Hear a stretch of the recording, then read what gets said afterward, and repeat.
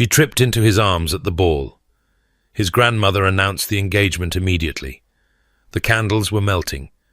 Penelope Hartwell noticed such things, the small imperfections that no one else seemed to see, the crooked picture frames and the slightly wilted flowers, and the way Lady Brightmore's butler always missed a single spot when polishing the silver candlesticks in the drawing room. Tonight, preparing for the Duchess of Harrington's spring ball, she found herself fixating on the candles flanking her borrowed vanity mirror, watching the wax drip unevenly down their sides and pool on the brass holders beneath. "You're wool-gathering again?" Molly, the maid Lady Brightmore had assigned to attend her, tugged firmly at the laces of Penelope's corset. "And you'll need to breathe sometime tonight, miss. So tell me now if it's too tight."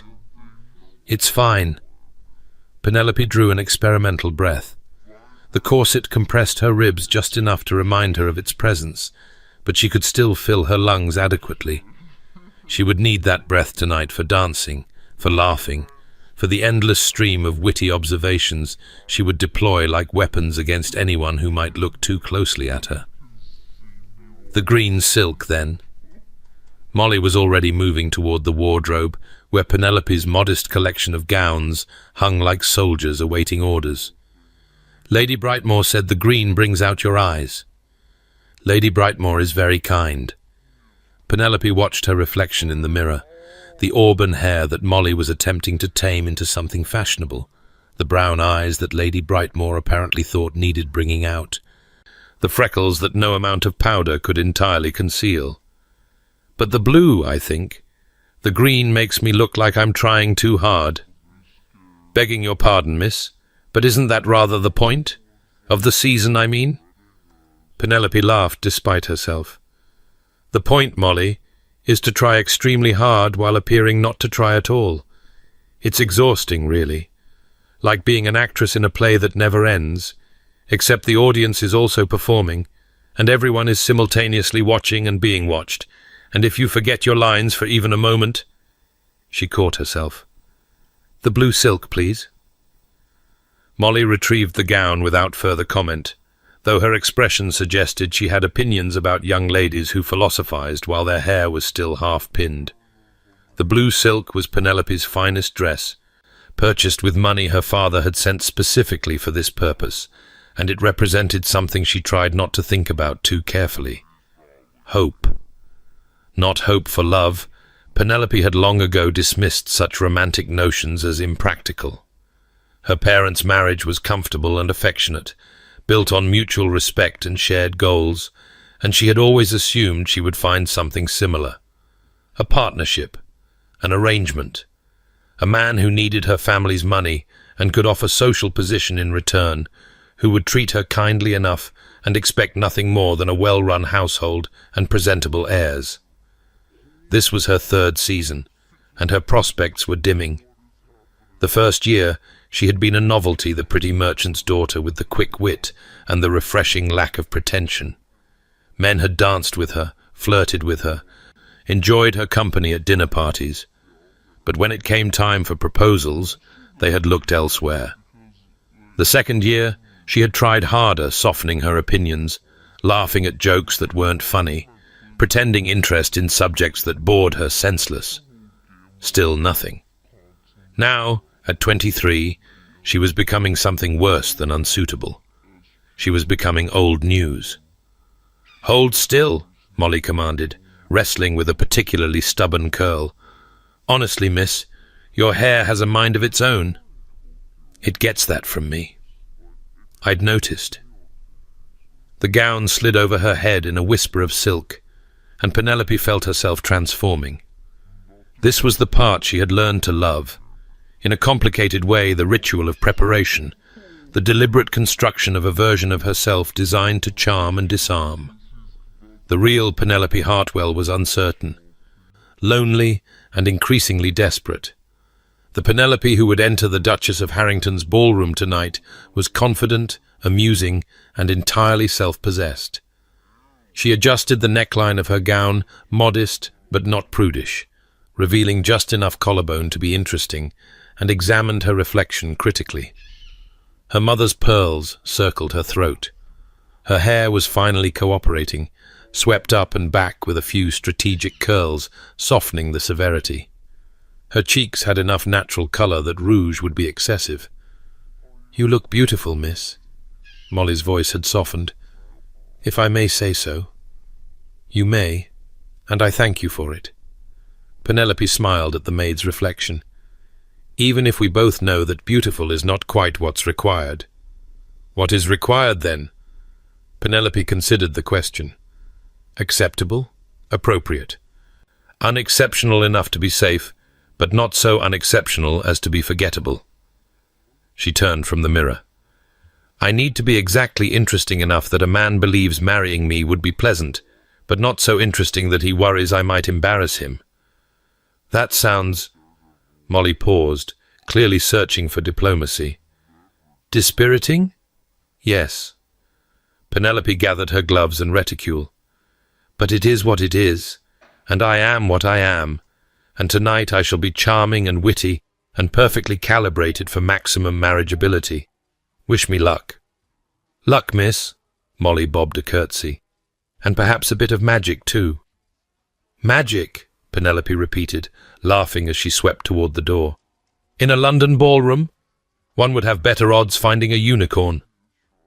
The Duchess of Harrington's spring ball was, as expected, a crush. Penelope had learned the vocabulary of society events during her first season. Crush meant crowded, squeeze meant impossibly crowded, and sad squeeze meant that too many people had accepted invitations and everyone was miserable but pretending otherwise. Tonight qualified as a proper crush. Enough guests to create energy and spectacle, but still room to breathe and move and actually dance when the music began.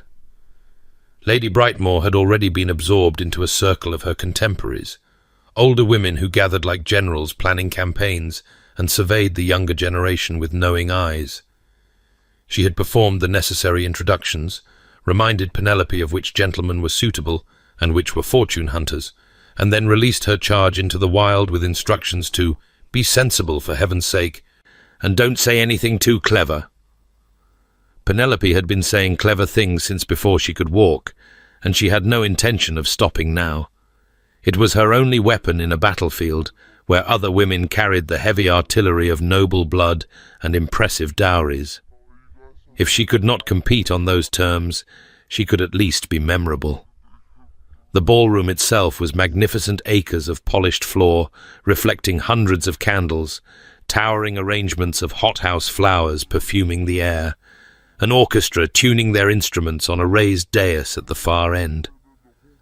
Penelope allowed herself a moment of pure appreciation for the beauty of it all, the way the candlelight caught the jewels around women's throats and the gilt on the ceiling mouldings, the way the colours of 100 gowns blended into something almost like a garden. Then she put on her public face and went to work.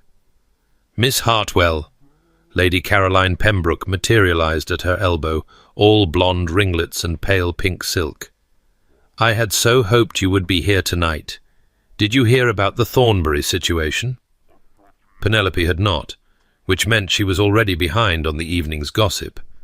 She arranged her features into an expression of mild interest. "I'm afraid I've been woefully uninformed. Do enlighten me." "The Dowager Marchioness." Lady Caroline's voice dropped to a conspiratorial whisper. "She's announced that she will disinherit Lord Thornbury if he does not become engaged by the end of this season. Can you imagine? Her own grandson. How dramatic, isn't it? Everyone is speculating about who he might choose, though of course he's rejected absolutely everyone so far.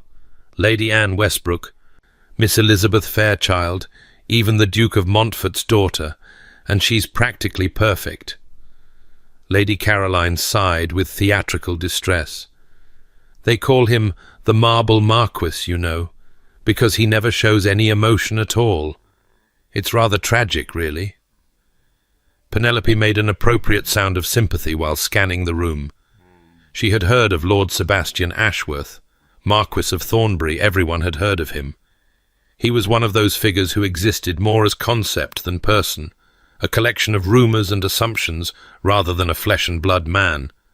Impossibly wealthy, impossibly cold, impossible in every sense of the word. "Is he here tonight?" She wasn't sure why she asked. The Marquis of Thornbury was so far beyond her sphere that she might as well have inquired about the Prince Regent. "Oh, yes, his grandmother insisted, apparently. She's making him parade before all the eligible young ladies like a prize stallion."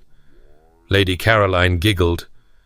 "Though a stallion would probably show more warmth. He's over there, in the corner, looking as though he wishes everyone would burst into flames." Penelope followed Lady Caroline's gaze and found him immediately. He was, she had to admit, impressive. Tall, well over 6 feet, with broad shoulders that strained slightly against the exquisite tailoring of his evening coat. Dark hair that seemed to resist its careful styling, one lock falling across a forehead that might have been sculpted from marble. And his face. His face was beautiful in the way that winter was beautiful. Sharp cheekbones, a firm jaw, a mouth that looked as though it had forgotten how to smile. His grey eyes swept the room with an expression of such profound boredom that Penelope felt a flash of irritation on behalf of everyone present. How dare he look so contemptuous? He was a marquis, for heaven's sake.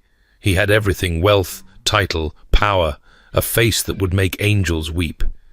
And yet he stood there in his corner, radiating displeasure, as though being surrounded by people who wanted to marry him was the greatest hardship imaginable. "He looks miserable," she observed. "He always looks miserable," Lady Caroline confirmed. "Though I suppose if one's grandmother was publicly threatening disinheritance, one might be forgiven for a bit of sulking." The Dowager Marchioness was easier to spot once Penelope knew what to look for. She held court near the fireplace, a small woman with white hair and sharp dark eyes. Her posture ramrod straight despite her obvious age. She wore black mourning, still, for a husband who had died nearly 15 years ago, and diamonds that caught the light like weapons. Even from across the room, Penelope could see the family resemblance. The Dowager had the same arresting bone structure as her grandson, the same air of cool command. But where his face was closed and cold, hers was animated with something that might have been mischief. She was clearly enjoying herself immensely. "I suppose we should feel sorry for him," Penelope said, though she didn't feel sorry at all. "Being forced to marry must be terribly inconvenient." "You don't like him." "I don't know him. I simply think that a man with his advantages might show a bit more grace about the minor imposition of choosing a wife from among the most beautiful and accomplished women in England." Lady Caroline laughed. "Oh, Miss Hartwell, I had forgotten how entertaining you are. Perhaps I should introduce you. It might do him good to speak to someone who isn't terrified of him." "Absolutely not." The words came out more vehemently than Penelope intended. "I mean, there's no purpose to such an introduction. We move in entirely different circles. He would see me as a curiosity at best, and an imposition at worst. But think of the story you'd have to tell afterward." "I have plenty of stories already." Penelope softened her refusal with a smile. "Now, if you'll excuse me, I believe I see Lady Brightmoor trying to catch my attention. Probably wants to introduce me to someone suitable and sensible, a second son, perhaps, or a respectable widower." She escaped before Lady Caroline could protest, weaving through the crowd toward a corner of the room that was, crucially, as far from the Marquis of Thornbury as physically possible. She had no desire to become one of the hopeful young ladies parading before him. Let someone else be dismissed with that cold grey gaze. She was, she reminded herself firmly, not in his league. Not even close. 3 hours later, Penelope's feet ached, her face hurt from smiling, and she had successfully deflected the advances of Mr. Harold Simpkins, a perfectly respectable man with a prosperous estate in Hampshire, and absolutely nothing interesting to say about anything at all. It wasn't that she wanted to marry someone interesting precisely. She simply wanted to have one conversation, just one, that didn't make her want to scream with boredom. Was that too much to ask? Apparently, yes. The ballroom had grown warmer as the evening progressed, bodies generating heat that the open windows couldn't quite disperse. Penelope found herself drifting toward the edges of the room, seeking cooler air and a moment of solitude. She had done her duty, danced 3 times, made pleasant conversation, smiled at the appropriate moments. Surely she had earned a brief respite. She found a spot near one of the tall windows, half hidden behind a towering arrangement of roses and lilies. The flowers smelled heavenly, and the breeze from the window cooled her flushed cheeks. For a moment, she allowed herself to simply breathe. Escaping as well. I see.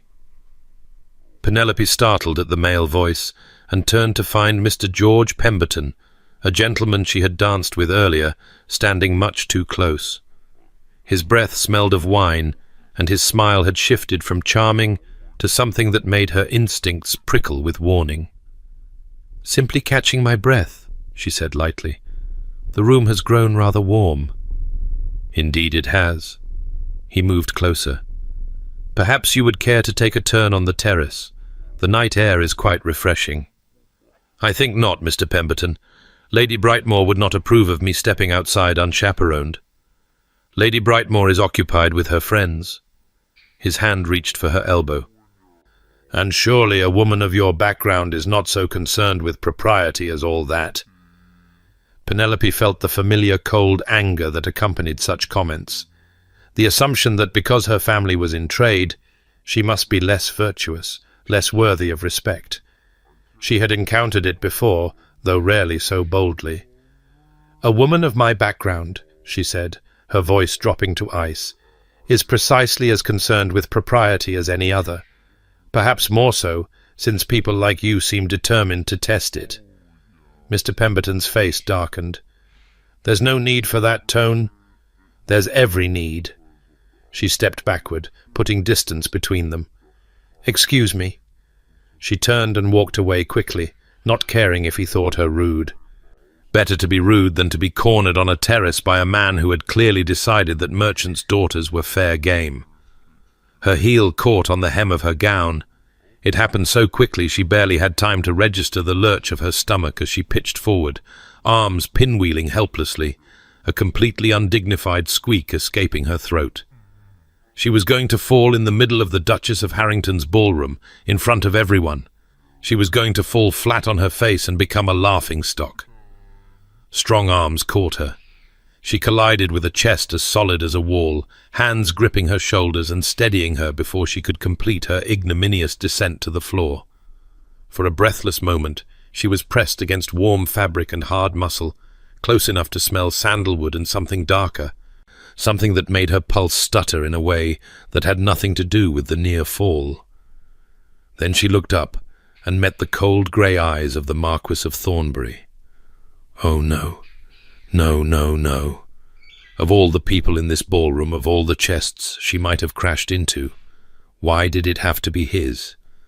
The marble Marquis himself, looking down at her with an expression of faint surprise that was rapidly curdling into something much less friendly. She tried to step back, but her feet seemed to have forgotten how to operate. "I am so terribly sorry I tripped my hem." "So I observed." His voice was as cold as his eyes, and his hands had not released her shoulders. Penelope was suddenly, acutely aware of how close they were standing. She could see the individual threads of his cravat, the faint shadow of stubble along his jaw, the way his eyebrows drew together in what appeared to be profound irritation. "If you could," she gestured vaguely. "I believe I have my balance now." He released her immediately, as though touching her had been distasteful. Penelope felt a flush of mortification spread across her cheeks. Of course he found her distasteful. She was nobody, a merchant's daughter who had just thrown herself at him like some kind of desperate Sebastian. The voice cut through Penelope's spiraling panic like a knife through silk. She turned to find the Dowager Marchioness of Thornbury approaching them with remarkable speed for a woman of her age, her dark eyes gleaming with something that looked alarmingly like delight. "Grandmother." The Marquis's tone suggested he would rather be anywhere else on earth. "This is not—" "Not what?" "Not the most romantic thing I have witnessed in years." The dowager's smile was wide and predatory. "A young lady tumbling into your arms. It's practically out of a novel." "She tripped," Lord Thornbury said flatly. "On her dress. It was an accident. Providence, more like." The dowager had reached them now, and she was examining Penelope with an intensity that made Penelope want to check whether she had something stuck in her teeth. "And who might you be, my dear?" "Miss Penelope Hartwell, my lady." The words came out automatically, years of training overriding her panic. "I am a guest of Lady Brightmoor, and I must sincerely apologize for the disturbance. I am not usually so clumsy." "Hartwell." The dowager rolled the name around as though tasting it. "Hartwell. Not one of the Norfolk Hartwells, I presume?" "No, my lady. My father is a merchant. He owns several shipping concerns." She waited for the dowager's interest to evaporate, as interest usually did when she revealed her background. Instead, the old woman's smile grew even wider. A merchant's daughter. How wonderfully unconventional. She turned to her grandson, who had gone very still. "Don't you think, Sebastian? Wonderfully unconventional." "I think," Lord Thornbury said through gritted teeth, "that this young lady deserves an apology for being accosted, and then she should be allowed to return to her party." "Accosted?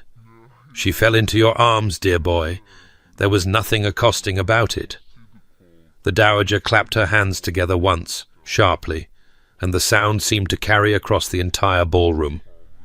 "Ladies and gentlemen, your attention, please." Penelope's blood ran cold. "My lady, I really don't think—" "Nonsense, child. When happy news arrives, one must share it immediately." The dowager's voice rang out across the suddenly silent room. "I am delighted to announce the engagement of my grandson, Lord Sebastian Ashworth, Marquis of Thornbury, to Miss Penelope Hartwell." The silence stretched for one eternal heartbeat. Then the room erupted into chaos. Penelope couldn't move. She couldn't breathe. She could only stand there, frozen, while hundreds of faces turned toward her with expressions ranging from shock to envy to outright disbelief. She felt Lord Thornbury go rigid beside her, his fury radiating off him in waves that were almost physical. This wasn't happening. This couldn't be happening. She had tripped on her dress. She had literally tripped on her dress and fallen into a stranger's arms. And now she was apparently engaged to a marquis in front of every person who mattered in London society. "Smile," the dowager hissed in her ear, "or everyone will know something is wrong." Penelope smiled. It was the most artificial expression her face had ever produced, but she smiled, and beside her, Lord Thornbury did something that might charitably be described as the same. The crowd began to converge on them, a wave of congratulations and curious questions, and Penelope felt Lord Thornbury's hand close around her elbow firmly, but not painfully. "We need to talk," he said, his voice pitched for her ears alone. "Now." "Agreed," she managed, through her frozen smile. He steered her through the approaching crowd with surprising grace, ignoring the well-wishers who reached for them, cutting a path toward a door at the side of the ballroom. People parted before him like water before a ship's prow, and within moments they were through the door and into a small antechamber beyond. The door closed behind them, cutting off the noise and chaos. They were alone. "What?" Lord Thornbury said, his voice low and dangerous. "The hell was that?" The antechamber was small and sparsely furnished, a fainting couch, a small table with a vase of flowers, 2 chairs that looked as though they hadn't been sat in for decades. A single candle burned on the table, casting flickering shadows across the walls and across Lord Thornbury's face. That face, Penelope noted through her haze of shock, was no longer cold. It was absolutely furious. "I don't know," she said, and was horrified to hear her voice shake. "I don't know what that was." "I tripped," I fell, and then your grandmother. My grandmother has been trying to marry me off for 10 years. He paced the small room like a caged animal. 10 years of schemes and machinations, and eligible young ladies thrust in my path at every opportunity. But this... He laughed, and it was not a pleasant sound. This is bold even for her. I didn't plan this. I know you didn't. He stopped pacing and looked at her properly for the first time, his grey eyes assessing. No offence, Miss Hartwell, but you are hardly the type of woman my grandmother would choose for me. None taken. The words came out more sharply than she intended. I assure you, Lord Thornbury, I had no designs on your person. I have never had designs on your person. I would not have designs on your person if you were the last man in England. His eyebrows rose slightly. How flattering. I mean... She pressed her hands to her heated cheeks. I mean that I am not in the habit of throwing myself at aristocrats. The only reason I ended up in your arms is because I was fleeing an overly familiar gentleman, and my wretched hem betrayed me. Fleeing whom? Mr. George Pemberton. He seemed to think my background made me... available. Something flickered in Lord Thornbury's eyes, something that might have been anger, though not directed at her. Pemberton. Yes, he has a reputation. As do you, my lord, though I was rather hoping to avoid making your acquaintance entirely. Were you? You're famous for being unpleasant. Why would I seek you out? Another almost laugh, this one slightly less bitter. A fair point, Miss Hartwell. I am indeed unpleasant, which is why we need to undo this disaster as quickly as possible. Agreed. Penelope's mind was beginning to work again, the initial shock receding enough to allow rational thought. We simply need to inform everyone that your grandmother was mistaken, that there is no engagement. If only it were that simple. He resumed his pacing. My grandmother announced our engagement to the entire Harrington ball. By tomorrow, it will be in every gossip column in London. If we deny it now, the scandal will be...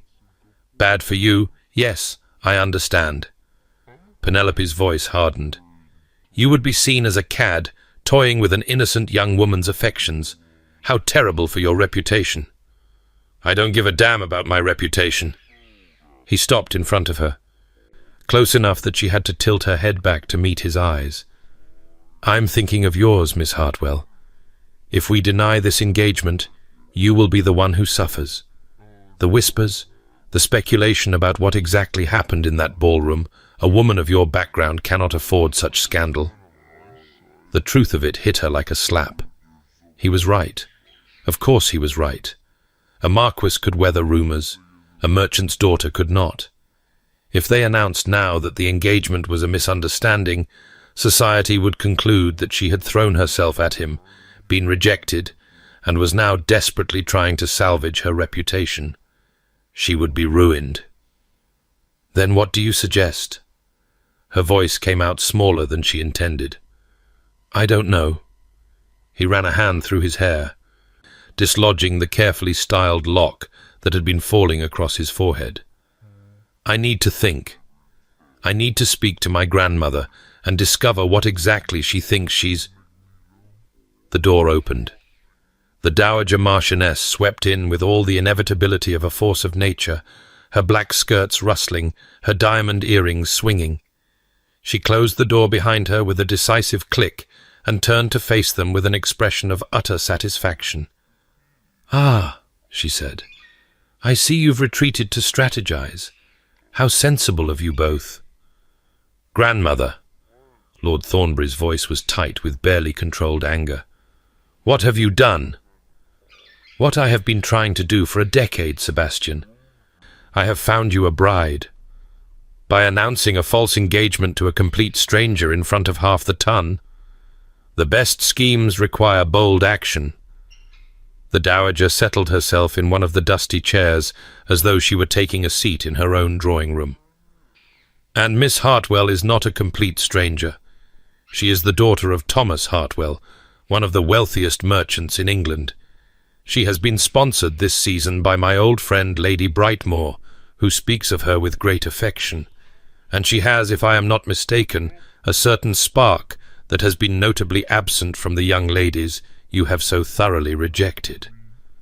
"I didn't reject them because they lacked spark," Lord Thornbury said through gritted teeth. "I rejected them because I have no intention of marrying anyone." "Yes, well, we both know why that is, don't we?" The Dowager's eyes sharpened. "And we both know it cannot continue forever. You need an heir, Sebastian. You need a wife. And since you refuse to choose one yourself, I have chosen one for you. You cannot force me to marry." "No, I cannot," the Dowager smiled. "But I can make the alternative extremely uncomfortable. You will maintain this engagement for 1 month, Sebastian. You will court Miss Hartwell properly, attend events together, give every appearance of a genuine attachment, and at the end of that month, if you still wish to end things," she spread her hands, "you may do so with my blessing. And if I refuse, then I will disinherit you immediately and leave my entire personal fortune to your cousin Reginald." The silence that followed was absolute. Penelope watched Lord Thornbury's face cycle through several emotions: shock, fury, and something that looked almost like fear, before settling into a cold mask that revealed nothing at all. "You wouldn't," he said. "Try me. Your personal fortune is the Hartley estate, the trust for—" He cut himself off abruptly, glancing at Penelope as though suddenly remembering she was there. "Indeed." The Dowager's voice was soft but implacable. "The trust that secures certain futures I know you value. You cannot risk it, Sebastian, and we both know it." Something was happening here that Penelope didn't understand. Some undercurrent of meaning flowing between grandmother and grandson that carried weight far beyond the immediate situation. Lord Thornbury had gone very still, his hands clenched at his sides, and she saw something flicker in his eyes that looked almost like desperation. "And what of Miss Hartwell?" He turned to her, and for the first time his voice held something other than cold anger. "You would drag her into this charade as well. She has no part in our family drama. Miss Hartwell has a great deal to gain from this arrangement." The Dowager turned her sharp gaze on Penelope. 1 month as the betrothed of a marquis. Doors opened, invitations extended, her family's standing elevated beyond what a mere merchant's fortune could achieve. And at the end of it, if the engagement ends, it ends by mutual agreement, no scandal, no shame. She returns to her life with her reputation not only intact, but enhanced. Penelope should refuse. Every instinct screamed at her to refuse, to extricate herself from this bizarre situation and return to her ordinary life of ordinary prospects. She didn't belong in whatever game the Thornburys were playing. She was a pawn at best, a prop at worst. But the Dowager was right. A month as Lord Thornbury's intended would change everything. Every hostess in London would want to know the woman who had captured the marble marquis. Her family's name would appear in every society column, associated not with trade but with nobility. Even if the engagement ended, she would be better positioned than she had ever been. And if she refused, if she exposed the Dowager's scheme now, she would be ruined anyway. Pitied at best, mocked at worst. The merchant's daughter, who had dreamed above her station and been publicly humiliated. She looked at Lord Thornbury, whose grey eyes watched her with an intensity that made her stomach tighten. "Why would you agree to this?" she asked quietly. "What hold does she have over you?" His jaw tightened. "That is none of your concern. If I'm to be your false bride for a month, I believe it is very much my concern. Miss Hartwell—" He stopped, clearly struggling with something. "There are matters, family matters, things I cannot risk losing for the sake of my pride." "Sebastian is a good man," the Dowager said, surprising Penelope with the softness of her tone. "He believes he is cold and hard and incapable of love, but I know better, and I believe, Miss Hartwell, that you might be exactly what he needs." "I don't need anything," Lord Thornbury snapped. "You need someone who isn't afraid of you. Someone who will speak plainly and see past your defences." The Dowager rose from her chair. "I have watched you for 10 years, Sebastian, pushing away everyone who might care for you. I am old, and I am tired, and I refuse to die knowing you will spend the rest of your life alone." "Grandmother, 1 month." She cut him off. "1 month, and you may have your freedom back. Both of you." She moved toward the door, then paused. "Think of it as a performance, if you like. But I have hopes, I have considerable hopes, that it might become something more." She left before either of them could respond, the door closing behind her with an air of finality. The silence stretched between them, thick and uncomfortable. Penelope found she couldn't look at Lord Thornbury directly. Instead, she studied the faded wallpaper, the flickering candle, the dust motes floating in the air, anything but the man whose false bride she had apparently agreed to become. "You don't have to do this." His voice was quieter now, the anger drained away to reveal something that sounded almost like uncertainty. Penelope risked a glance at his face and found his expression surprisingly open, his grey eyes watching her with something that wasn't quite the cold contempt she had expected. "I think I do." She surprised herself with the steadiness of her voice. "Your grandmother was right about one thing I cannot afford, the scandal of a broken engagement, and a month of pretending to be attached to you seems a small price to pay for avoiding ruin. You might find the price higher than you expect. I am not good company. I have been told I am cold and difficult and incapable of normal human feeling." "By whom?" "By everyone who has ever had the misfortune to know me." Penelope considered this. "And is it true?" He seemed thrown by the question. "What? Is it true? Are you cold and difficult and incapable of feeling?" His laugh was bitter. "Ask anyone in that ballroom. They will confirm it enthusiastically." "I'm not asking anyone in that ballroom. I'm asking you." For a long moment, he simply stared at her. Penelope held his gaze, refusing to look away, refusing to be intimidated by his title or his reputation or his cold grey eyes. If she was going to pretend to be engaged to this man, she needed to know what she was dealing with. "I am cold," he said finally. "I have cultivated coldness deliberately because the alternative—" He stopped. "The alternative is not something I care to discuss. And yet we are to be engaged for a month. Surely some discussion is warranted. Miss Hartwell." He stepped closer, and she caught his scent again, sandalwood and something darker. "I do not know what my grandmother is planning. I do not know why she has chosen you for this scheme, though I suspect it has something to do with your refusal to be intimidated by me. But I can promise you one thing. I will not allow this false engagement to harm you. When the month is over, I will ensure you emerge with your reputation intact and your prospects improved." "And what of your prospects?" "I have no interest in marriage. I never have." "Why?" His expression shuttered. "That is not your concern." "You keep saying that." Penelope heard the edge in her own voice and didn't bother to soften it. "But if I'm to play your intended for a month, I need to understand who you are, or at least who you want me to believe you are. I want you to believe I am exactly what I appear, a cold, unfeeling man who has no interest in love or marriage or anything beyond his own concerns." His smile was thin and humorless. "That shouldn't be difficult to convey. And if I don't believe it, then you are more foolish than you appear."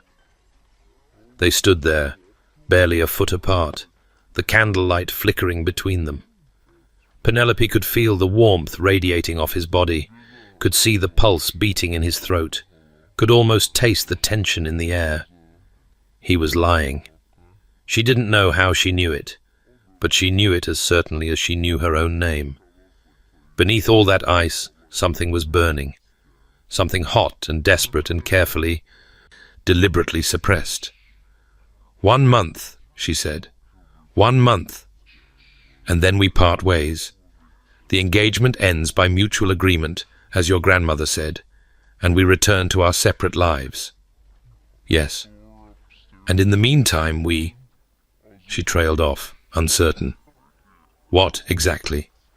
What does a false engagement require? Public appearances, dancing at balls, sitting together at dinners, being seen in the park. My grandmother will expect me to call on you, to send flowers, to do all the things a proper suitor would do. And in private? Something flickered in his eyes, something that might have been heat, quickly suppressed. In private, we need not pretend anything at all. You may despise me as thoroughly as you like, and I will not take offense. I don't despise you. The words surprised her. I find you baffling and infuriating. And your grandmother is clearly a menace, but despise seems rather strong for an acquaintance of 30 minutes. Give it time. I tend to grow on people in the worst possible way. Despite everything, Penelope felt her lips twitch. Was that a joke, my lord? An observation. I am incapable of humor. Now that, I don't believe. For a moment, just a moment, his mask slipped. She saw surprise in his eyes, and something else. Something that might have been the beginning of warmth. Then it was gone, locked away behind walls that had clearly been years in the building. We should return to the ballroom, he said. Our absence will be noted, and my grandmother will expect us to perform our roles. Our roles? Penelope gathered herself. The besotted young couple, newly engaged. Can you manage it? My lord, I have been performing since I was old enough to curtsy. I have smiled at bores, laughed at tedious jokes, and pretended interest in topics that made me want to scream with boredom. I think I can manage to pretend affection for a man who is, at the very least, interesting to look at. His eyebrows rose. Interesting to look at? You are aware that you're handsome. Don't pretend otherwise. I wasn't aware that you had noticed. I notice everything. It's a flaw.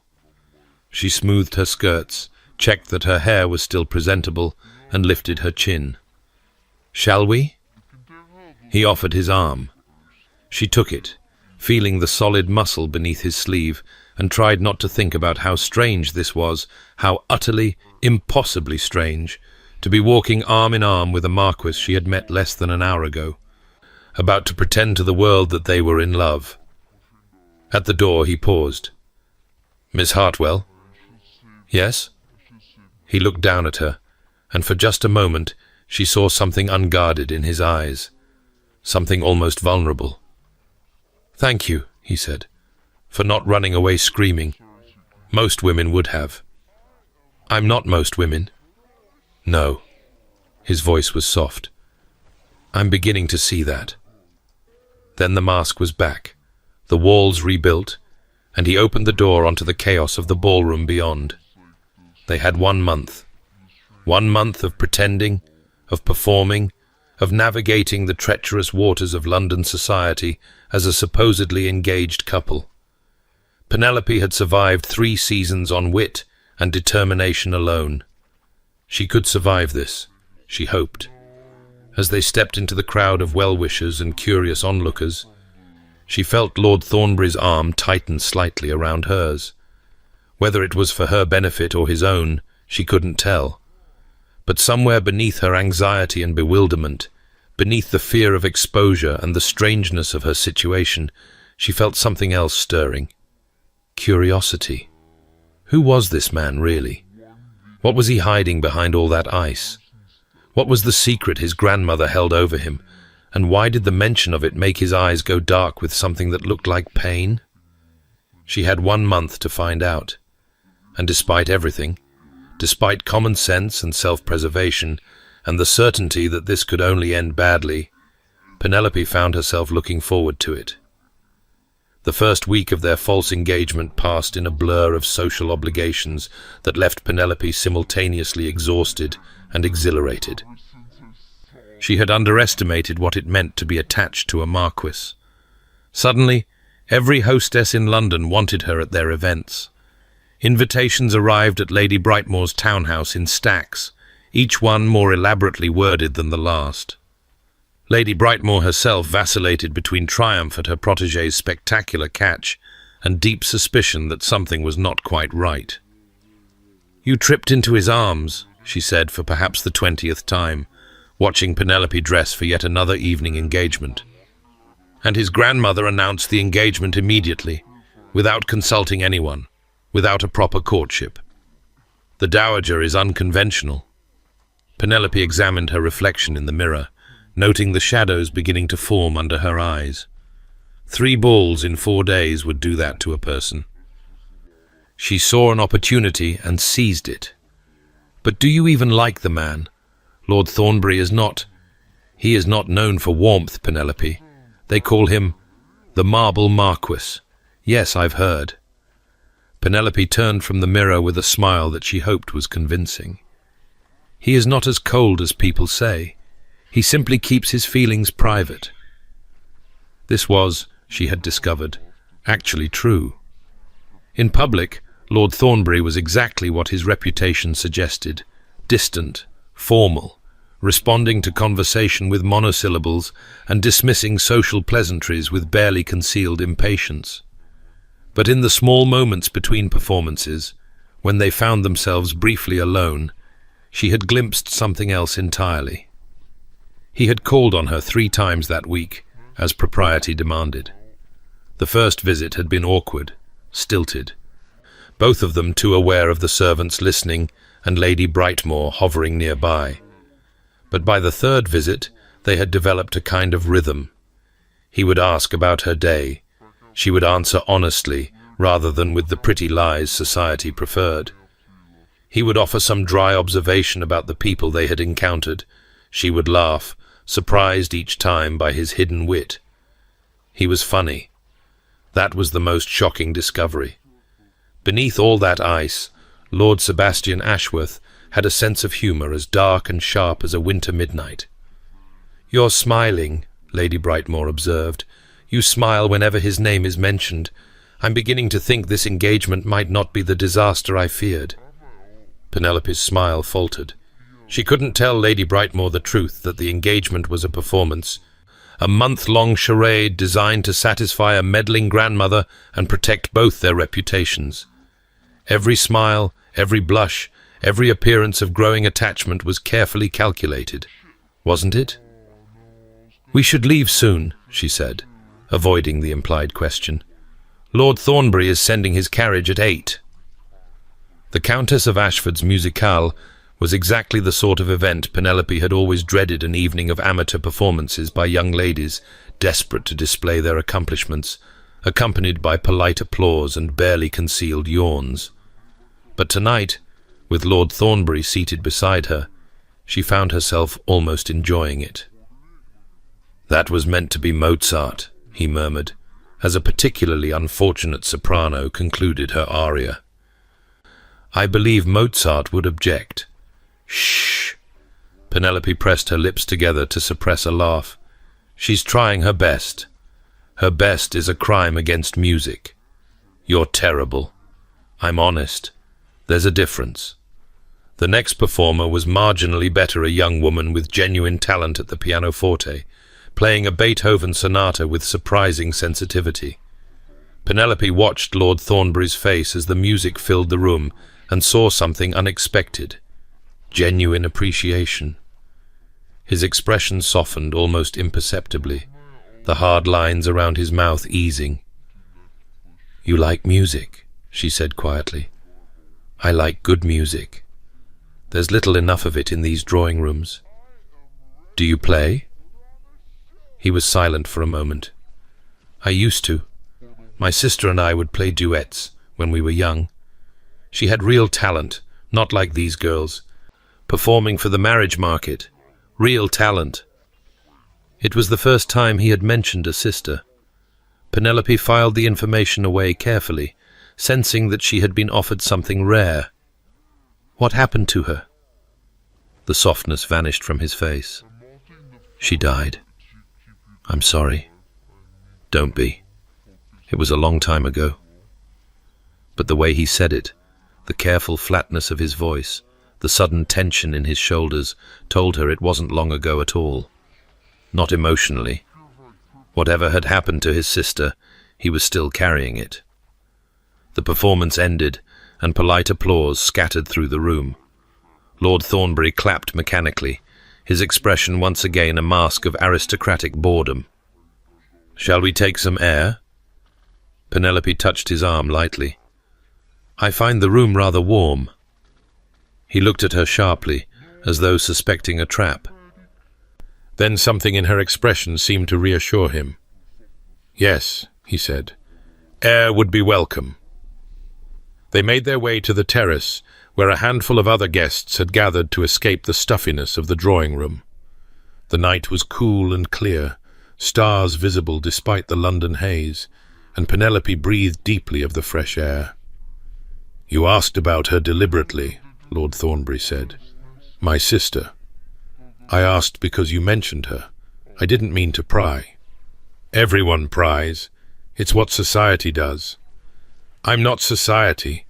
I'm a merchant's daughter playing dress-up in a borrowed gown." She leaned against the terrace railing, looking out at the shadowed garden below. "And you are a marquis pretending to court me. We're both performing, my lord. But that doesn't mean we can't be honest with each other when no one is watching."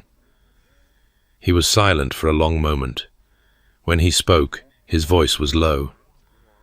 "Her name was Catherine. She was 3 years younger than me, and she was light. Everywhere she went, she brought light." He gripped the railing, his knuckles white. "She fell in love with a man who seemed charming, but was actually a fortune hunter. I tried to warn her, but she wouldn't listen. They eloped."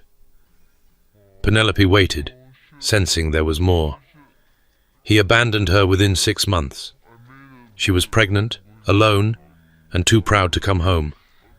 By the time I found her, it was too late. She died in childbirth. "And the child?" His hands tightened further on the railing. "The child survived." Something clicked into place. The trust his grandmother had mentioned, the hold she had over him, the desperation Penelope had glimpsed when the dowager issued her ultimatum. "You're raising her," Penelope said quietly. "Your sister's child. That's the secret, isn't it? That's why your grandmother's threat has power." He turned to look at her, his grey eyes unreadable in the moonlight. "How did you know?"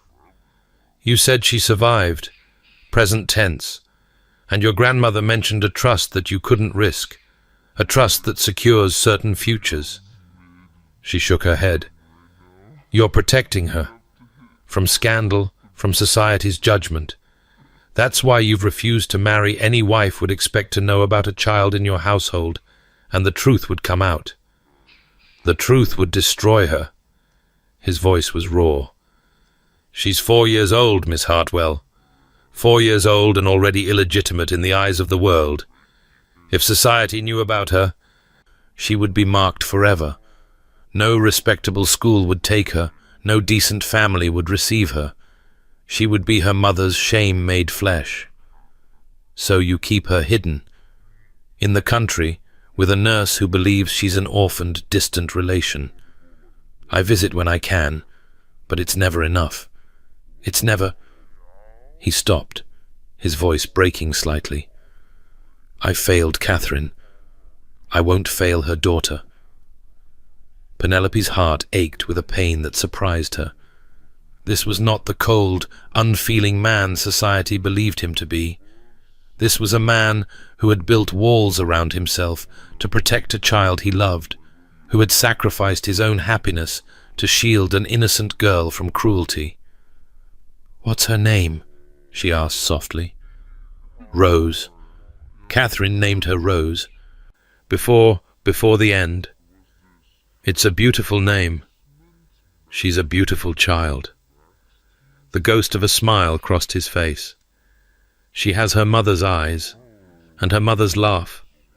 Sometimes, when I'm with her, I can almost believe Catherine isn't really gone." They stood in silence, the noise of the musicale drifting faintly from behind them. Penelope wanted to reach out, to touch him, to offer some comfort for the grief he so clearly still carried. But she sensed that would be too much, too soon. Instead, she said, "Thank you for telling me. You're the only person who knows, outside of my grandmother and Rose's nurse. I won't betray your trust. I know." He looked at her with something that might have been wonder. "I don't know how I know, but I do. You're not like other people, Miss Hartwell." "Penelope," she said, "if we're sharing secrets, you should call me Penelope." "Penelope." He said her name as though tasting it. "Then you should call me Sebastian, at least when we're alone." "Sebastian." She tried it out, feeling the weight of it on her tongue. "It suits you, strong and serious. And Penelope suits you, clever and resourceful, the wife who waited, who saw through all disguises. I didn't wait for anyone, and I'm not a wife. No." His eyes met hers, and something shifted in the air between them. "Not yet." The moment stretched, charged with possibility. Penelope felt her breath catch, her heart beating faster than it had any right to. Then voices approached from inside, and they stepped apart as though burned. "We should return," Sebastian said, his voice once again controlled, "before we're missed." "Yes." Penelope smoothed her skirts, trying to calm the flutter in her chest. "We should." But as they walked back into the drawing room, she felt his hand brush against hers, the lightest touch, easily dismissed as accidental. And she knew, with a certainty that frightened her, that something had changed. This was no longer just a performance. The second week brought new complications.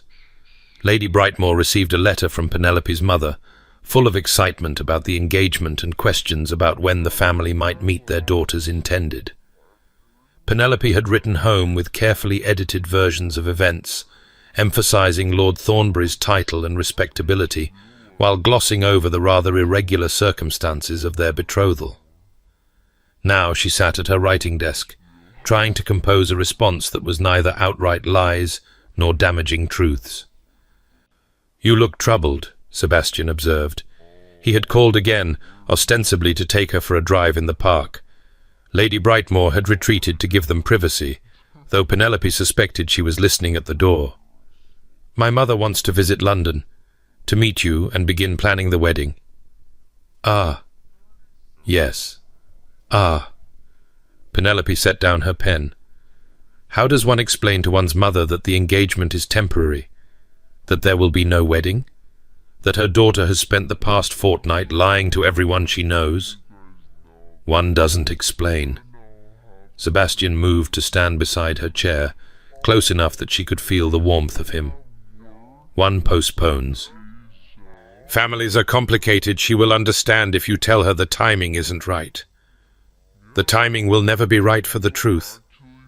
Then perhaps the truth needs to change." Penelope looked up at him sharply. "What do you mean?" He was quiet for a moment, his expression unreadable. "I mean, this past fortnight has been unexpected. You have been unexpected. I find myself—" He stopped, shook his head. "Never mind. I'm speaking out of turn." "No." She stood, facing him properly. "What do you find yourself?" "Looking forward to seeing you." The words seemed pulled from him reluctantly. "Thinking about you when you're not there. Wondering what you would say about things, how you would laugh at some absurdity I've witnessed. Sebastian, I know what we agreed. 1 month of performance, then we part ways. I haven't forgotten. His jaw tightened. But I'm beginning to wish I could. The admission hung in the air between them. Penelope felt her carefully constructed defenses wavering, the walls she had built to protect herself from exactly this moment. She had told herself it was just a game, just a performance. She would play her role, collect the social benefits, and walk away unscathed at the end. She would not allow herself to feel anything real for this cold, complicated man. But standing here, close enough to see the vulnerability in his grey eyes, she knew she had already failed. "I'm frightened," she admitted. "Of me? Of this? Of whatever is happening between us?" She wrapped her arms around herself. "I've spent my whole life being careful, Sebastian, being practical, protecting myself from disappointment by never hoping for too much. And now I find myself hoping, and it terrifies me." He reached out, slowly, giving her time to pull away. When she didn't, his fingers brushed her cheek with a gentleness that made her breath catch. "I've been terrified since the moment you fell into my arms," he said. "I had built a life without risk, without feeling, without connection. And then you appeared, and suddenly—" his thumb traced her cheekbone. "Suddenly I remembered what it felt like to want something." "What do you want?" "You." The word was raw, honest. "I want you, Penelope. Not as a performance. Not for my grandmother's benefit. For myself." She should pull away. She should remind him of their agreement, maintain her boundaries, protect herself from the inevitable pain of wanting something she couldn't have. A marquis did not marry a merchant's daughter. Not really. Not in any world that mattered. But his hand was warm on her face, and his eyes held hers with an intensity that made her feel seen in a way she had never experienced before. "This is a terrible idea," she whispered. "The worst. We agreed. I know what we agreed." He stepped closer. "Tell me to stop, and I will. Tell me this is still just a performance, and I'll believe you." She should tell him. She should end this before it went any further, before she fell so deep that climbing out became impossible. "I can't," she said instead. "I can't tell you that." "Because it would be a lie." The door opened. They sprang apart as Lady Brightmore entered, her expression a careful study in discretion that suggested she had seen everything. "Lord Thornbury," she said smoothly, "your carriage is waiting, I believe, and Penelope has a fitting this afternoon that really cannot be postponed." "Of course." Sebastian's mask was back in place, his voice cool and composed. "I wouldn't dream of interfering with Miss Hartwell's schedule. I shall call again tomorrow, if that's acceptable." "Perfectly acceptable." He bowed to Lady Brightmore, then turned to Penelope with eyes that held a promise. "Until tomorrow, Miss Hartwell." "Until tomorrow, my lord." The formality felt absurd after what had just passed between them, but Lady Brightmore was watching, and the game had to continue. After he left, Lady Brightmore turned to Penelope with raised eyebrows. "Well," she said, "that looked rather more genuine than I expected." Penelope couldn't think of a single thing to say. The fitting was for her presentation gown, a requirement for being formally introduced at court, an honor that would have been unthinkable before her engagement to Sebastian. Lady Brightmore had insisted, arguing that a woman who was to become a marchioness needed to be properly presented to the Queen. Penelope stood motionless while the modiste adjusted pins and hemlines, trying to focus on the practical details rather than the chaos of her emotions. She was falling in love with Sebastian Ashworth. The realization should have been terrifying. Instead, it felt inevitable, as though she had been walking toward this moment her entire life, and only now could see the path she had taken. But love didn't change facts. Love didn't erase the social chasm between a marquis and a merchant's daughter. Love didn't undo the reality that their engagement was built on a lie, that his grandmother had engineered it, that they had agreed from the start it would end. "You're very quiet today." The modiste, a French woman named Madame Fournier, observed her in the mirror. "Nervous about the presentation?" "Among other things." "Lord Thornbury is a fortunate man." Madame Fournier smiled. "I have dressed many brides, mademoiselle, and few of them have had the glow you carry." "The glow?" "Love. It shows in the skin, the eyes. No cosmetic can replicate it." Penelope caught her own reflection, flushed cheeks, bright eyes, a softness to her expression that she barely recognized. Oh God, she was in love with him. And somehow, impossibly, he seemed to be in love with her too. The question was what they were going to do about it. The third week brought answers, though not the ones Penelope expected. Sebastian arrived at Lady Brightmoor's townhouse with an unusual request. He wanted Penelope to meet his grandmother properly, not at a ball or social event, but privately, at the Thornbury townhouse. "She's been asking about you," he explained, as their carriage wound through Mayfair. "She claims she wants to know the woman her grandson has chosen." "Chosen is a generous word, given the circumstances. She doesn't know that." He paused. "Or rather, she pretends not to know. My grandmother sees everything, including things that haven't happened yet." "That sounds ominous." "She is ominous, but she also genuinely cares about my happiness, in her own manipulative way." He took her hand, threading his fingers through hers. "She'll like you, Penelope. How could she not?" The Thornbury townhouse was imposing 4 stories of pale stone and tall windows, a black iron fence guarding a perfectly manicured front garden. Penelope had expected grandeur, but she wasn't prepared for the sheer weight of history that seemed to press down from every carved cornice and polished balustrade. "I know," Sebastian said, watching her face. "It's absurd. It's magnificent. It's a prison, dressed up in gilt and marble." He helped her down from the carriage. "I've always preferred the country estate. Fewer ghosts." The dowager received them in a drawing-room that managed to be both intimidating and surprisingly warm. Silk-covered walls in deep blue, fresh flowers on every surface. Afternoon light streaming through tall windows. The dowager herself sat in a high-backed chair that might have been a throne, her white hair perfectly arranged, her black dress impeccable. "Miss Hartwell," she extended a hand without rising, "I am pleased you could join us." Penelope curtsied, then took the offered hand. "The pleasure is mine, my lady." "Is it? I rather thought I forced you into this situation." The dowager's eyes sparkled with something that might have been humor. "But you've made the best of it, haven't you? You and my grandson have been quite convincing." "Grandmother," Sebastian's voice carried a warning. "Oh, hush. We're all intelligent people here. We know this engagement began as a farce." She gestured for Penelope to sit. "What interests me is what it's becoming." Penelope sat in the indicated chair, uncomfortably aware that she was being evaluated.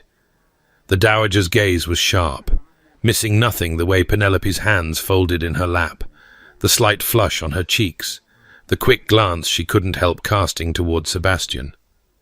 "You've developed feelings for him," the dowager observed. "Real feelings." "Grandmother, that's hardly—" "And he has developed feelings for you. I can see it in both of you. You're terrible liars, both of you, when it comes to matters of the heart." The silence that followed was painful. Penelope felt exposed, all her carefully guarded emotions suddenly laid bare before this formidable old woman. "I know about Rose," she said finally. The dowager's eyebrows rose. "Do you?" "Sebastian told me. About Catherine, about her death, about the child he's been protecting." Penelope lifted her chin. "And I think it's the bravest thing I've ever heard." Something shifted in the dowager's expression. The evaluating sharpness softened into something almost like approval. Most women would run from such a scandal. Most women are fools. Indeed they are. The dowager smiled a real smile, warm and unexpected. I chose well, it seems, even if the method was unorthodox. You planned this. Sebastian's voice was flat. All of it. You saw Penelope fall, and you saw an opportunity. I saw a woman who wasn't afraid of you. Do you know how rare that is? You've spent years cultivating that cold exterior, scaring away anyone who might get close. But Miss Hartwell wasn't scared. She was annoyed. The dowager laughed. I knew immediately she was exactly what you needed. I don't need anyone. Everyone needs someone, Sebastian. You've just forgotten how to admit it. Penelope watched this exchange with growing understanding. The dowager wasn't a villain, manipulating her grandson for sport. She was a grandmother who loved deeply and worried constantly, who saw her only surviving family member wasting his life in isolation and loneliness. I would like to meet Rose, Penelope said quietly. Both Sebastian and his grandmother turned to her with identical expressions of surprise. She's in the country, Sebastian said. It's a full day's journey. I know, but if we're to... She hesitated over the word. If we're to be married, truly married, I should meet her. She's your family. She would be my family too. You would accept her? The dowager's voice was sharp. Despite everything? Despite what society would say? Society can go hang. Penelope heard the steel in her own voice. That child has done nothing wrong. She shouldn't be punished for the circumstances of her birth. And if anyone tried to hurt her because of gossip and scandal, they would have to go through me first. The dowager was quiet for a long moment. Then she rose from her chair, crossed to where Penelope sat, and did something entirely unexpected. She embraced her. Welcome to the family, my dear, she said softly. I think you're going to be magnificent. But the path to happiness was never smooth. 3 days later, Penelope was dressing for an evening at the opera when Lady Brightmore entered her room with an expression that suggested bad news. Lord Ashford called while you were out, she said carefully. Sebastian's friend. The one he was speaking with at the Harrington ball. I remember him. What did he want? He wanted to warn you, apparently. He feels that Sebastian is making a mistake, and he believes you should know it. Penelope's hands stilled on her jewelry box. A mistake? He said... Lady Brightmore hesitated. He said that Sebastian is not thinking clearly, that his grandmother has manipulated him into believing this engagement is what he wants, that when he comes to his senses, he will realize he cannot possibly marry so far beneath his station. The words hit like physical blows. Penelope forced herself to breathe. He said that marrying you would be social suicide, that his friends would abandon him, that doors would close, that his children would carry the stigma of having a mother in trade. Lady Brightmore's voice was gentle but relentless. He said that Sebastian knows all this, and the only reason he's proceeding is because his grandmother has left him no choice. That's not true. But even as she said it, doubt crept in. Sebastian had agreed to the engagement because of his grandmother's threat. He had been furious at first, trapped by circumstances beyond his control. What if his recent warmth was just another performance? What if he was simply making the best of a bad situation, telling her what she wanted to hear because it was easier than fighting? I'm not saying it is true, Lady Brightmore said. I'm telling you what Lord Ashford believes, and I think you should consider the possibility that he knows Sebastian better than you do. Sebastian told me, men tell women many things when they want something. I've seen it 100 times, Penelope. A young woman of limited means, a powerful man who seems to offer everything she's ever wanted. It rarely ends well. Sebastian isn't like that. How do you know? Lady Brightmore's voice was kind but firm. You've known him for 3 weeks. His friends have known him for decades. If they believe he's making a mistake, perhaps you should listen. After Lady Brightmore left, Penelope sat at her vanity and stared at her reflection. Lord Ashford's words echoed in her mind. Social suicide. Marry so far beneath his station. The stigma of having a mother in trade. She had always known these were the realities of her situation. She had spent 3 seasons navigating the subtle cruelties of a society that smiled at her face while whispering behind her back. She had never been allowed to forget that she didn't truly belong. And now she had dared to hope that Sebastian saw past all of that. That he wanted her for herself, not despite her background but regardless of it. But what if Lord Ashford was right? What if Sebastian was simply trapped, making the best of a situation his grandmother had forced upon him? What if the warmth she had seen was just another performance, and the cold, distant man she had first met was the real Sebastian after all? The doubts multiplied like shadows in candlelight. Every tender moment, every shared confidence, every touch and glance and whispered word, were they real? Or had she been fooling herself, seeing what she wanted to see because she was desperate to believe? She thought of her own performance, the witty, charming Penelope Hartwell she presented to society, the armor she had constructed to protect herself from rejection. What if Sebastian had his own armor? What if she had never seen the real man beneath it all? At the opera that night, Penelope sat beside Sebastian in his family's private box and tried to behave normally. It was impossible. Every time he leaned close to whisper a comment about the performance, she heard Lord Ashford's voice. Social suicide. Every time his hand brushed hers, she wondered if the touch was genuine or calculated. "You're quiet tonight." Sebastian's voice was low, his eyes on the stage but his attention clearly on her. "I'm tired." "That's not it." He turned to look at her properly. "Something's wrong. What is it?" The concern in his voice sounded real, but it had always sounded real, and she no longer knew what to believe. "Nothing's wrong. I'm simply enjoying the music." "Penelope." His hand found hers in the darkness. "Please, tell me what's bothering you." She should confront him. She should repeat what Lord Ashford had said and demand the truth. But the private box wasn't private. His grandmother sat just a few feet away, pretending to watch the opera while undoubtedly listening to every word. "Later," she said.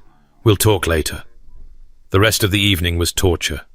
She went through the motions, applauding at appropriate moments, making conversation during intermission, smiling when people offered congratulations on her engagement, but her heart wasn't in it. Lord Ashford found her during the second intermission, when Sebastian had stepped away to fetch refreshments. "Miss Hartwell," he bowed, all propriety. "I trust you received my message." "I did." "And have you reconsidered?" Penelope looked at him, handsome, polished, perfectly at ease in this glittering world. He had been Sebastian's friend for years. He knew things about Sebastian that she would never know. "What exactly would you have me do, my lord? Cry off the engagement and shame myself before all of London? I would have you consider what you're getting yourself into." His voice was low, urgent. "Sebastian is not himself lately. His grandmother has been manipulating him for months, and this engagement is the culmination of her schemes. When the glamour fades, when reality sets in, he will resent you. And you will resent him. You don't know that. I know Sebastian. I've watched him push away everyone who might care about him for 5 years. You are not special, Miss Hartwell. You are simply the first person his grandmother managed to trap before he could escape."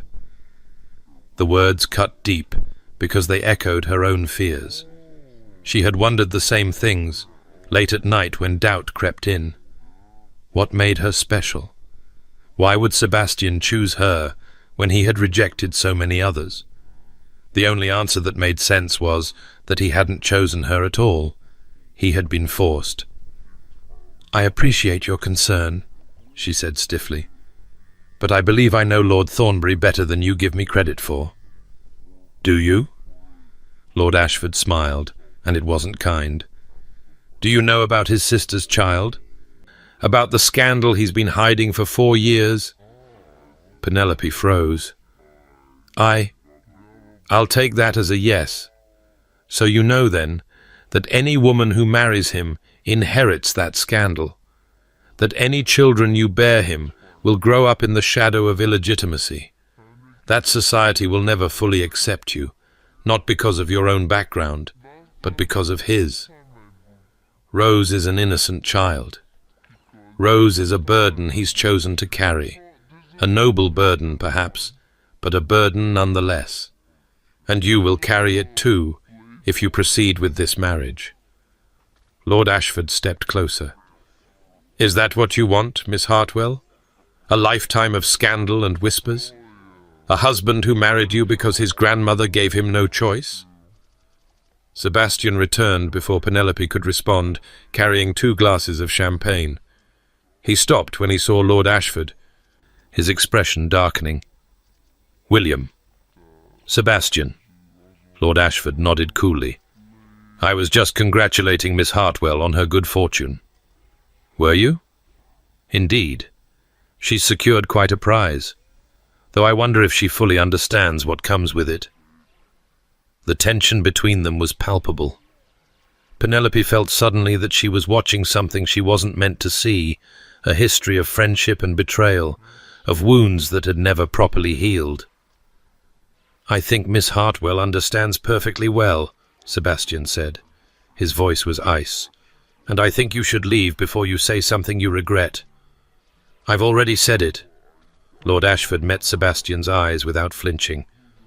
"The question is whether she's wise enough to listen." He walked away without another word. Sebastian watched him go, his jaw tight. "What did he say to you?" "Nothing that matters. Penelope, not here." She was suddenly desperate to escape, to be somewhere quiet where she could think. "Please, Sebastian, not here." He searched her face for a long moment, then nodded. "I'll call for the carriage." But Penelope didn't go with him to the carriage. Instead, she claimed a headache and retreated to Lady Brightmoor's townhouse alone, refusing Sebastian's offer to accompany her. His hurt was visible, even through the cold mask he wore in public. "Have I done something wrong?" he asked quietly, as she climbed into Lady Brightmoor's carriage. "No. I need to think. About what William said. About everything." She closed the carriage door before he could respond, and as the horses pulled away, she watched him through the window standing on the steps of the opera house, alone, his face a study in confusion and concern. She had never hated herself more. Back in her room, Penelope tried to sort through the chaos of her thoughts. Lord Ashford's words echoed alongside everything Sebastian had told her. 2 versions of the same man, one cold and calculating, marrying her because he had no choice, the other warm and vulnerable, opening his heart despite years of self-imposed isolation. Which was true? Maybe both. Maybe neither.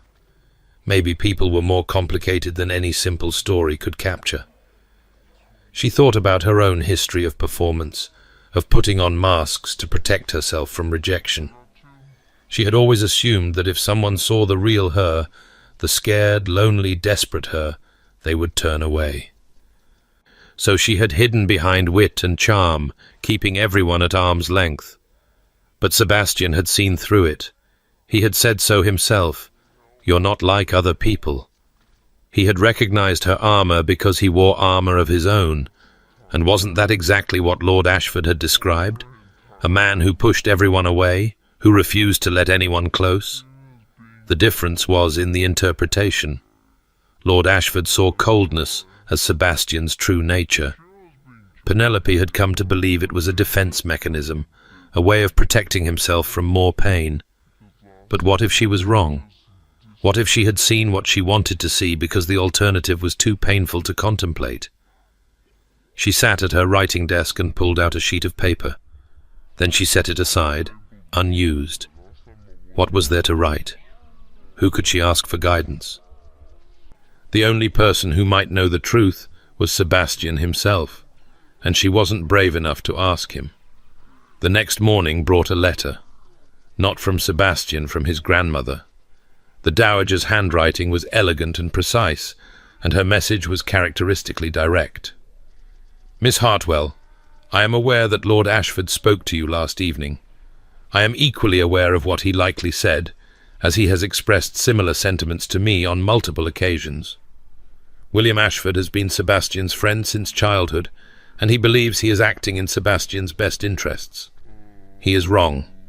His view of my grandson is coloured by years of watching Sebastian punish himself for Catherine's death. He has forgotten that the cold, distant man Sebastian has become is not the man he was born to be. You see past the mask. I saw it the moment you fell into his arms, the way you looked at him with irritation rather than fear, the way you demanded honesty rather than accepting what he chose to show you. That is rare, and that is what Sebastian needs. Do not let William's doubts become your own. Do not let your own fears convince you that you are unworthy of love. Sebastian cares for you. Truly. I may have engineered your meeting, but I could not engineer what has grown between you. That is real, and it is worth fighting for. If you have doubts, speak to him directly. He has spent too many years hiding from the people who might love him. Be braver than he has been. Ask him the questions you are afraid to ask, and trust yourself to recognize the truth when you hear it. Yours, the Dowager Marchioness of Thornbury. Penelope read the letter 3 times. Then she set it down and stared at the wall. Be braver than he has been. She had never been brave. She had been clever, resourceful, adaptable, but brave? Brave meant risking something. Brave meant opening yourself to the possibility of pain. Brave meant asking questions when you weren't sure you wanted to hear the answers. But she thought of Sebastian's face last night, watching her carriage pull away. The confusion, the concern, the vulnerability he couldn't quite hide. If he was acting, he was the best actor she had ever seen. And if he wasn't, if he truly cared for her, then she was throwing away something precious, because she was too afraid to believe in it. She stood up from her desk with sudden resolution. She would find Sebastian. She would ask him directly, face to face, whether his feelings were real or performed. She would be brave, even if it terrified her. And then a knock came at her door. "Miss?" Molly's voice was uncertain. "Lord Thornbury is here. He says it's urgent." Sebastian was in the drawing room, pacing like a caged animal. His usually immaculate appearance was dishevelled cravat askew, hair disordered, dark circles under his eyes suggesting a sleepless night. He stopped when Penelope entered, his grey eyes searching her face with an intensity that made her breath catch. "I need to know," he said without preamble. "I need to know what William told you, what he said that made you look at me like you didn't know me anymore." "Sebastian, because I saw it. In the carriage when you pulled away. You looked at me like I was a stranger, like everything between us had been erased." His voice cracked. "And I've been awake all night trying to understand what I did wrong." "You didn't do anything wrong. Then why?" He crossed the room to stand before her. "Why did you leave like that? Why won't you talk to me?" The vulnerability in his voice undid her. This was not a man who was performing. This was a man who was terrified, who had let down his walls and now feared that it had been a mistake. "Lord Ashford said—" She hesitated. "He said you're only marrying me because your grandmother left you no choice, that you would never have chosen me on your own, that when reality sets in, you'll resent me." Sebastian's expression shifted through several emotions: anger, understanding, and finally a terrible sadness. William doesn't know me anymore, he said quietly. He knows the man I've pretended to be for 5 years. He doesn't know the man I was before Catherine died, or the man I'm trying to become now. But is he right? Would you have chosen me, if not for your grandmother's scheme? I would never have met you, if not for my grandmother's scheme. He reached for her hands. But Penelope, that's not the same thing. I didn't choose to fall into your arms at the Harrington ball. I didn't choose to spend a month pretending to court you. But everything since then, every conversation, every moment, every feeling, has been my choice. How can I know that's true? You can't. The words were stark, honest. You can't know for certain, any more than I can know that your feelings for me are real. We're both taking a leap of faith. We're both risking something. What are you risking? Everything. His hands tightened on hers. I've spent 5 years protecting myself from feeling anything. I built walls so high that nothing could touch me. And then you appeared, and you didn't just knock on those walls, you walked right through them like they weren't there. Sebastian, I love you. The words fell into the silence between them. I love you, and it terrifies me, and I understand if you can't believe it. I haven't given you much reason to trust anything I say, but it's true. It's the truest thing I've ever said. Penelope felt tears prick at her eyes. Lord Ashford said, Lord Ashford can go to hell. Sebastian's voice was fierce. He doesn't get to decide my future. My grandmother doesn't get to decide my future. The only person whose opinion matters is yours. Mine? Yours. He brought her hands to his lips and kissed them. Tell me what you want, Penelope. Not what you think you should want, not what society says you should want. What do you actually want? She thought of all the years of performing, of hiding, of protecting herself from disappointment by never hoping for too much. She thought of the merchant's daughter, who had convinced herself that love was impractical, that marriage was just a transaction, that the best she could hope for was comfortable affection. And she thought of how it felt when Sebastian looked at her like she was the only person in the room. How it felt when he laughed at her jokes, when he shared his secrets, when he trusted her with the most painful parts of his past. I want you, she said. I want this to be real. It is real. I want to believe that. Then believe it. He cupped her face in his hands. Believe it, Penelope. Take the leap. I promise I'll catch you. She looked into his grey eyes, the eyes that had seemed so cold when she first met him, but now held nothing but warmth, and she made her choice. I believe you, she whispered. He kissed her. It was not a gentle kiss. It was 5 years of isolation and loneliness, 3 weeks of growing feeling, and 1 night of terrible doubt, all colliding in a single moment. Penelope felt herself melting into him, all her fears dissolving in the heat of it. When they finally broke apart, breathless and flushed, he pressed his forehead to hers. I love you, he said again. I will say it as many times as you need to hear it. I love you too. The words felt strange in her mouth, unfamiliar but right. I've never said that before, to anyone. Neither have I. Not since Catherine. They stood there, holding each other, letting the moment stretch. The morning light streamed through the windows, and somewhere outside, London carried on with its business, oblivious to the fact that 2 people had just decided to stop being afraid. We should tell your grandmother, Penelope said finally, that this isn't a performance anymore. I think she already knows. Sebastian smiled. She sent you a letter, didn't she? How did you? Because she sent me one too, telling me to stop being a coward and go win you back. Penelope laughed despite herself. She's a menace. She's a genius. He kissed her forehead. And she's going to be insufferably smug when she finds out she was right. But even as Penelope surrendered to happiness, a small voice in the back of her mind whispered warnings. Lord Ashford's words had been defeated, but not destroyed. The doubts had been answered, but not erased. And somewhere, in the complicated tangle of Sebastian's past, there were still secrets waiting to be discovered.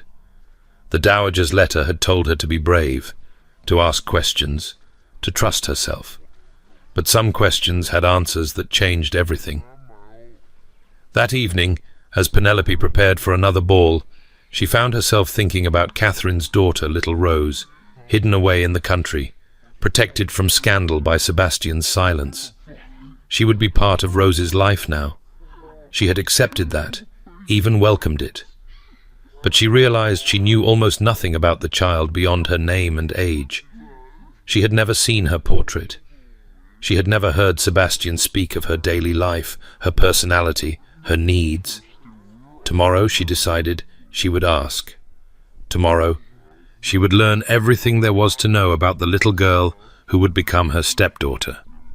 But tomorrow was too late for some questions, because somewhere across London, Lord William Ashford was composing a letter of his own, a letter to a journalist at the scandal sheets, detailing the existence of an illegitimate child hidden by one of the Tun's most prominent families. The secret Sebastian had protected for 4 years was about to be exposed, and everything Penelope thought she had secured was about to fall apart. The scandal broke on a Tuesday morning. Penelope was taking breakfast with Lady Brightmore when the first whispers reached them, a footman who had heard from a maid, who had heard from a delivery boy that something shocking had appeared in the morning papers.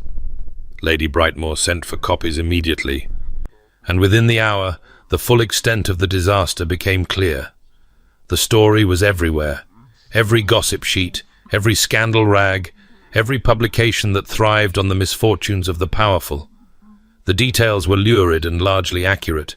The late Lady Catherine Ashworth's secret pregnancy, her abandonment by a fortune-hunting husband, her death in childbirth, and most damning of all, the existence of an illegitimate child currently being raised in secret at the Marquis of Thornbury's country estate.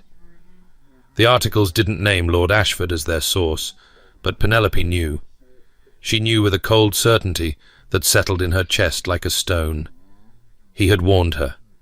He had tried to drive her away with words, and when that failed, he had turned to more destructive methods.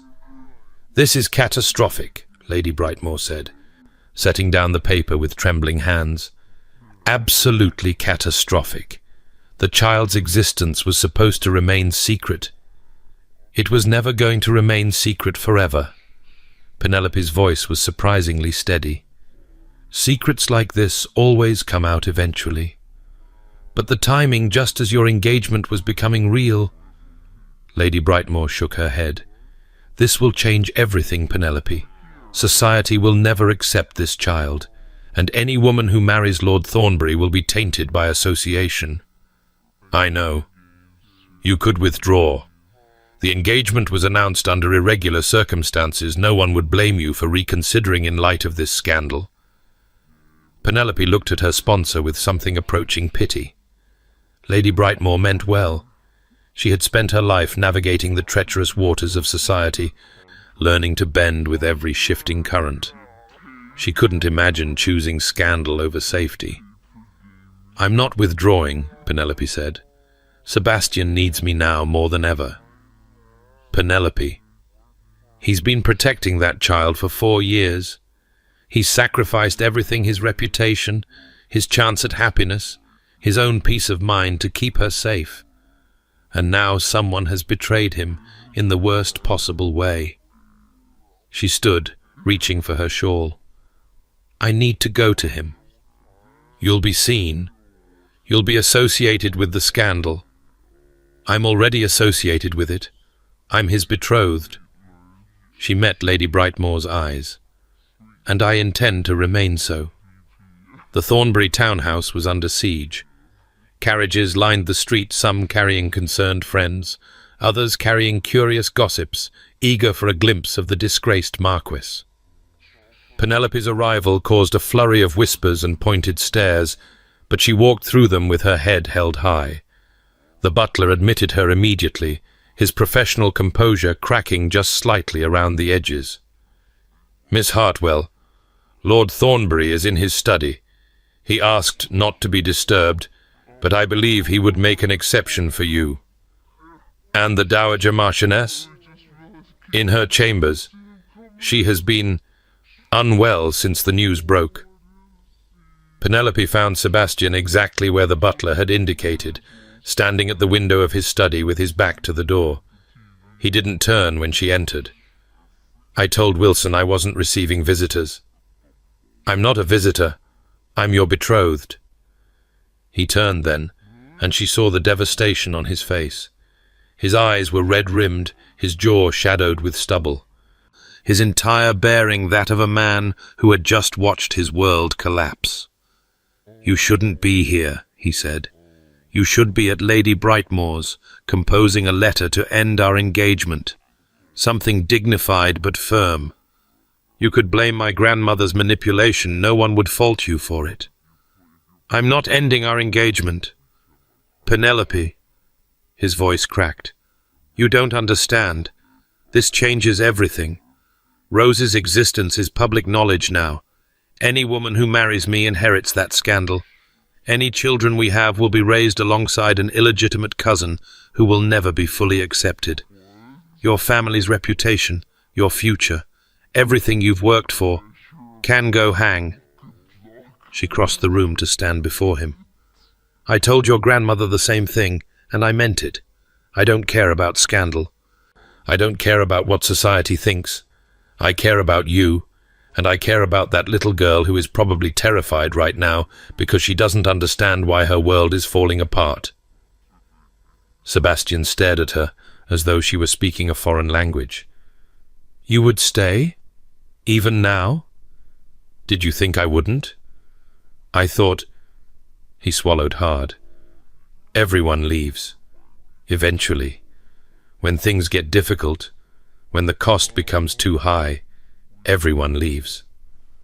"I'm not everyone." She reached up to touch his face, feeling the roughness of his unshaven jaw. "I love you, Sebastian. Not the title, not the fortune, not the social position. You.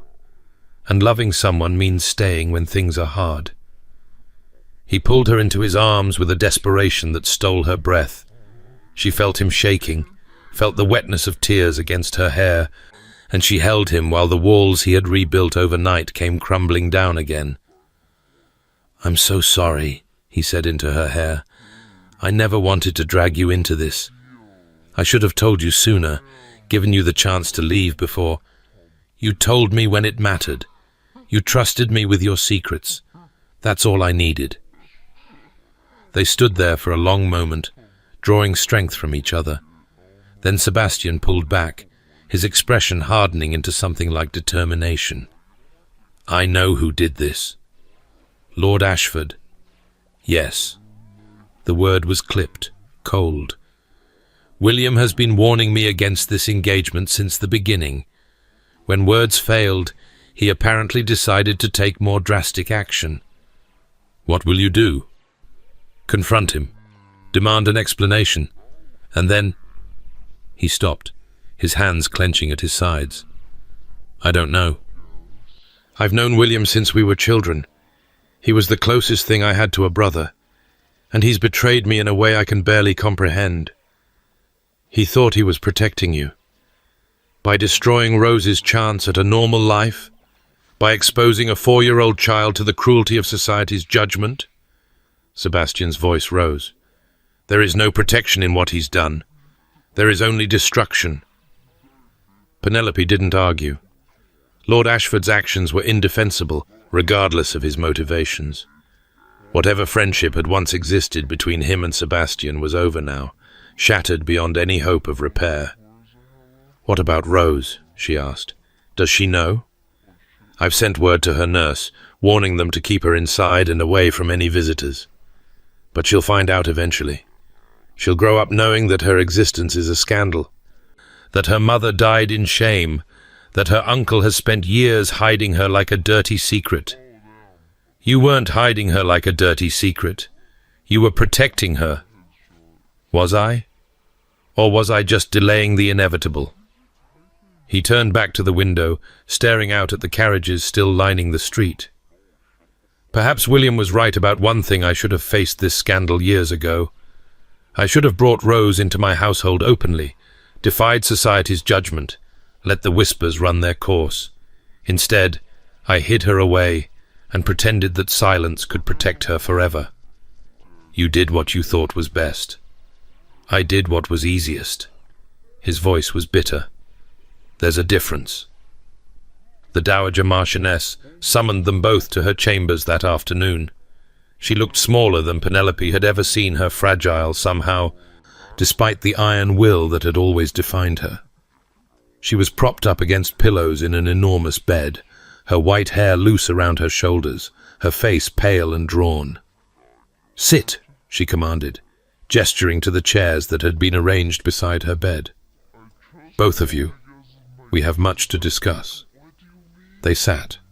Sebastian reached for Penelope's hand, and she let him take it. "I have made inquiries," the Dowager said.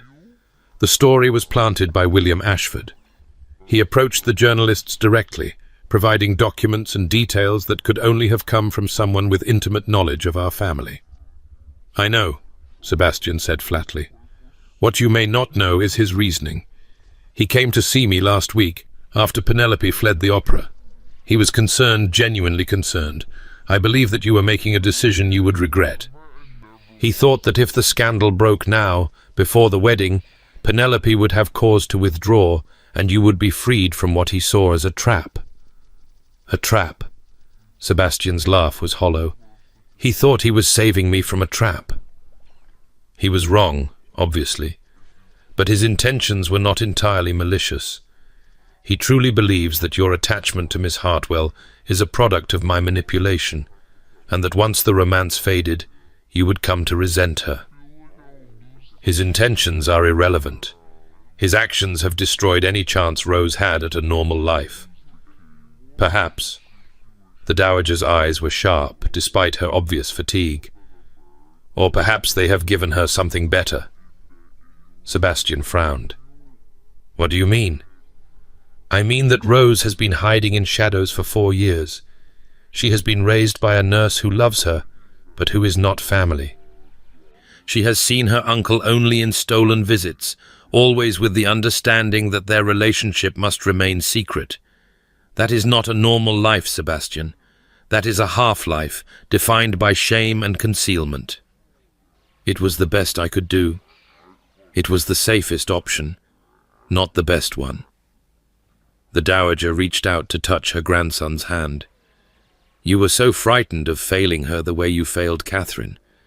You thought that if you could just keep her hidden, keep her safe from society's cruelty, she would be protected. But you cannot protect anyone from life itself. You can only prepare them to face it." Sebastian was quiet for a long moment. "What would you have me do?" "What you should have done years ago. Bring her home. Acknowledge her publicly as your ward. Let society whisper and judge and disapprove, and then show them that their disapproval means nothing compared to the love of a family. The scandal. The scandal exists whether you hide from it or face it. You cannot unring this bell, Sebastian. The only question is whether you will cower in shame or stand tall and dare the world to condemn an innocent child." Penelope squeezed Sebastian's hand. "She's right," she said quietly. "I know she's right. Rose needs to be with family, not hidden away like a secret. And we can give her that, both of us, together." Sebastian looked at her with something like wonder. "You would accept her? Truly? As your own daughter?" "I already do." The words came easily because they were true. She had never met Rose, had only heard Sebastian speak of her, but she already loved the child who had inspired such devotion in the man she loved. When we marry, she becomes my family too, and family doesn't hide in shadows. The dowager smiled, a real smile, tired but genuine. "I chose well," she murmured. "When I saw you fall into his arms, Miss Hartwell, I knew. I knew you were exactly what this family needed." "You are insufferably smug," Sebastian said, but there was no heat in it. "I have earned the right to be smug. I have spent 10 years trying to save you from yourself, and I have finally succeeded." She lay back against her pillows, suddenly exhausted. "Now go, both of you. There is much to be done, and I am an old woman who needs her rest." They confronted Lord Ashford that evening. He was at his club, holding court among a group of gentlemen who fell silent when Sebastian entered. The tension in the room was immediate and palpable. Everyone knew what had happened, and everyone was waiting to see how it would play out. "William," Sebastian's voice carried across the room. "A word." Lord Ashford rose with careful dignity. "Sebastian, I've been expecting you." "Have you? Then you know why I'm here." "I can guess." He glanced at Penelope, who had insisted on accompanying Sebastian despite his protests. "Miss Hartwell, I'm surprised you're still standing by him." "Why wouldn't I be?" "Because the scandal will destroy you both. Surely you must see that now. Whatever feelings you believe you have for each other, they cannot survive the weight of society's condemnation." "You speak as though you know something about feelings." Sebastian's voice was ice. "But a man who truly understood feelings would never have done what you did." "I did what I thought was necessary, what you were too blinded by your grandmother's schemes to do for yourself." Lord Ashford's composure cracked slightly. "You were about to make the worst mistake of your life, Sebastian. I couldn't stand by and watch you do it. So instead you exposed an innocent child to public shame. You took a 4-year-old girl and made her the subject of every gossip column in London.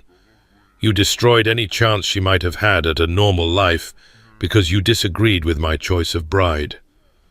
"I didn't—" Lord Ashford stopped, uncertainty flickering across his face. "I didn't think about the child. I thought only of you. You thought only of yourself." Sebastian stepped closer, his voice dropping to something dangerous. "You thought of your own discomfort, your own disapproval, your own conviction that you knew what was best for me. You have always thought you knew what was best for me, William. Even when we were boys, you were always certain that your judgment was superior to mine. I was trying to protect you. From what? From love? From happiness? From the chance to build a life with a woman who sees me as I truly am?" Sebastian shook his head. "I don't need that kind of protection. I never did. She's a merchant's daughter, Sebastian. She has nothing to offer you. She has everything to offer me. Everything that matters." Sebastian glanced at Penelope, and his expression softened for just a moment. "She sees through my walls. She challenges me. She makes me want to be better than I am. And she loves me, not my title, not my fortune, not my position in society. Me. You barely know her. You've known her for less than a month. I've known you for 30 years, and until today, I thought I knew who you were. I thought I knew what our friendship meant." Sebastian's voice hardened. "I was wrong." The silence that followed was absolute. Lord Ashford's face had gone pale, his aristocratic composure finally crumbling. "Sebastian." "We're done, William. Whatever friendship existed between us, whatever loyalty I might have felt, you destroyed it the moment you betrayed Rose. I will never forgive you for that." He turned to leave, taking Penelope's arm. At the door he paused. "If you ever come near my family again, my grandmother, my betrothed, my niece, I will destroy you, your reputation, your fortune, your place in society. I will tear it all down without hesitation or remorse."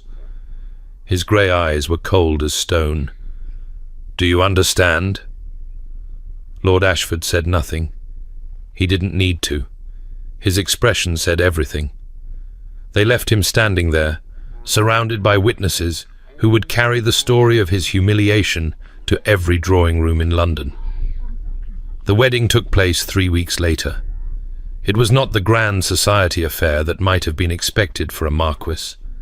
Sebastian had decided that if society wished to condemn him for his choices, he would not give them the satisfaction of pretending to seek their approval. The ceremony was held at the Thornbury country estate, with only family and closest friends in attendance. Penelope's parents came from London, still bewildered by the speed and strangeness of their daughter's courtship, but unable to deny the obvious happiness on her face. Her father, a practical man who had built his fortune through shrewd judgment of character, took one look at the way Sebastian watched Penelope and pronounced himself satisfied. "He loves you," Thomas Hartwell said bluntly, pulling his daughter aside before the ceremony. "Anyone can see it. And you love him." "I do." "Then nothing else matters. Not the scandal, not the whispers, not the ridiculous opinions of people who think they're better than you because their grandfathers happen to have titles." He kissed her forehead. "You've always known your own mind, Penelope. Trust it now." The Dowager presided over the proceedings from a chair that might as well have been a throne, her satisfaction evident in every aspect of her bearing. She had won. Her decade-long campaign to see her grandson happily married had succeeded beyond her wildest expectations, and she was not about to let anyone forget it. But the most important attendee was the smallest. Rose had arrived at the estate 2 weeks before the wedding, brought from her hiding place by Sebastian himself. Penelope had been terrified of their first meeting. What if the child didn't like her? What if she saw Penelope as an intruder, a threat to her relationship with her uncle? She needn't have worried. Rose was small for her age, with her mother's dark hair and her uncle's grey eyes, eyes that held a wariness born of years of uncertainty. She had been told that she was going to live with her Uncle Sebastian now, that he was marrying a nice lady who wanted to be her new mamma, and that everything was going to be different from now on. Different frightened her. Penelope could see that immediately. So instead of trying to win the child over with gifts or promises, Penelope simply sat down on the nursery floor and started building a tower with the wooden blocks that were scattered there. Rose watched her for a long moment. Then, very carefully, she added a block to the tower. "It's going to fall," she said. Her voice was soft, uncertain. "Maybe," Penelope agreed, "but we can always build it again." They built 3 towers together that afternoon. The first 2 fell, and Rose laughed each time, a small, surprised laugh, as though she wasn't quite sure laughter was allowed. The 3rd tower stood. "It's tall," Rose said, looking up at it with wondering eyes. "We built it together. That's why it's strong." Rose considered this for a moment. Then she reached out and took Penelope's hand. "I like you," she said solemnly. "You don't pretend." "Neither do you." "Uncle Sebastian says I'm going to call you Mama. Is that true?" Penelope's heart clenched. "Only if you want to. Only when you're ready." "What if I'm never ready?" "Then you can call me Penelope, or Penny, or that lady who builds towers." She smiled. "Whatever feels right." Rose thought about this. Then she nodded, apparently satisfied. "Can we build another tower?" "As many as you want." The wedding ceremony was simple and beautiful. Penelope wore a gown of pale blue silk, not white, because she had never been traditional, and saw no reason to start now. Her hair was dressed with fresh flowers from the estate gardens, and she carried a bouquet of roses that Rose had helped her select. Sebastian waited at the altar, looking so handsome in his dark coat and pristine cravat that Penelope nearly forgot how to walk. But when their eyes met across the chapel, everything else faded away. The guests, the scandal, the uncertain future, none of it mattered. Only him. Only them. The vows were traditional, but their meaning had never felt less traditional. When Sebastian promised to love and cherish her, Penelope saw the truth of it in his eyes. When she promised to be his partner in all things, she meant it with every fibre of her being. And when the vicar pronounced them man and wife, the kiss that followed was neither brief nor proper. "I love you," Sebastian murmured against her lips. "I love you too." She smiled up at him, feeling tears prick at her eyes. "Even if you did trap me into this marriage by catching me when I fell, I believe you trapped me, you and your treacherous hem. A hem can only do so much. The rest was pure luck." Luck. He kissed her again, soft and sweet. Or perhaps something more. The wedding breakfast was held in the estate's great hall, with tables laden with food and drink, and guests mingling in the warm spring sunshine that streamed through the tall windows. Penelope found herself overwhelmed by congratulations, some sincere, some merely polite, all of them evidence that they had somehow survived the scandal. Not unscathed. They would never be fully unscathed. There would always be whispers. Always be those who looked down their noses at the merchant's daughter who had married above her station, and the marquis who had publicly acknowledged an illegitimate ward. But they had survived, and that was more than either of them had expected.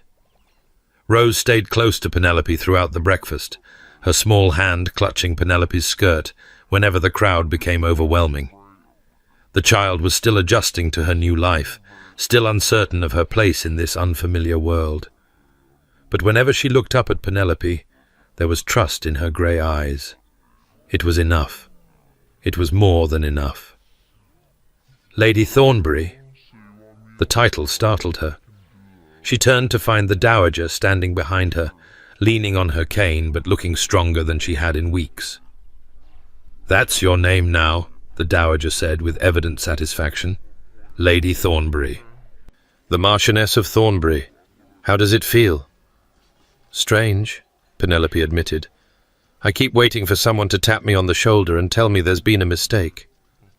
"There's been no mistake. Only the correction of a very long error." The dowager's eyes were warm. "You have made my grandson happy, child. That is a gift I cannot repay." "You don't need to repay it. Sebastian's happiness is my happiness too." "Yes, I believe it is." The dowager reached out and touched Penelope's cheek. "I am very glad I announced your engagement that night, even if my methods were somewhat unorthodox." "Somewhat unorthodox is an understatement." "It worked, didn't it?" Penelope laughed despite herself. "Yes, it worked. Then I have no regrets." The dowager glanced across the room to where Sebastian was conversing with Penelope's father. "He hasn't smiled like that since before Catherine died. You gave that back to him. He gave me something too.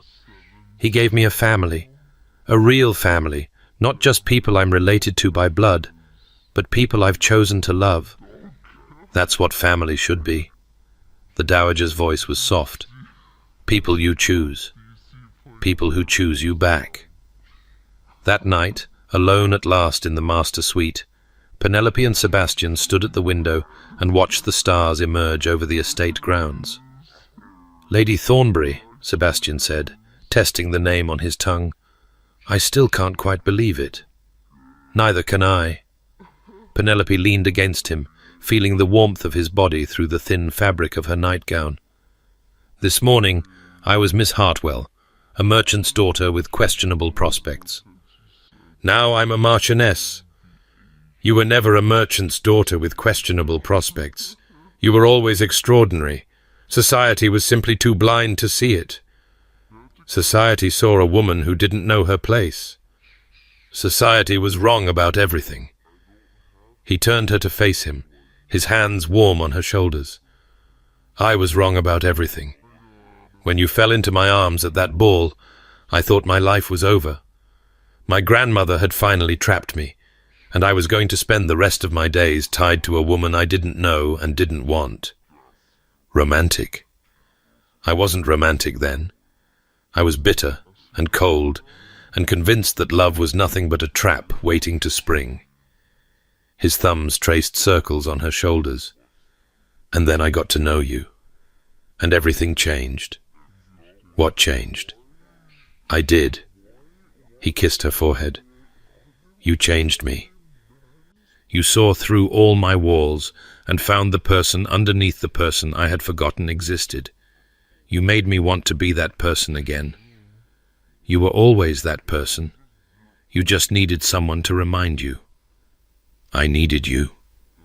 He tilted her chin up, his grey eyes dark with emotion. I will always need you, Penelope. Whatever comes, scandal, hardship, the inevitable disappointments of life, I will need you beside me. I'll be there. Promise? I promise.